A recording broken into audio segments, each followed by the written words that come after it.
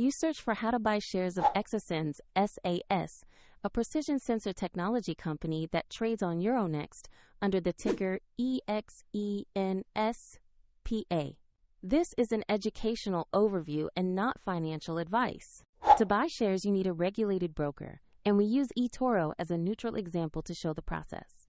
After registering, you will need to verify your account, typically by uploading a government ID, and add funds to your account before buying. Use the platform search bar and enter the ticker EXENS.PA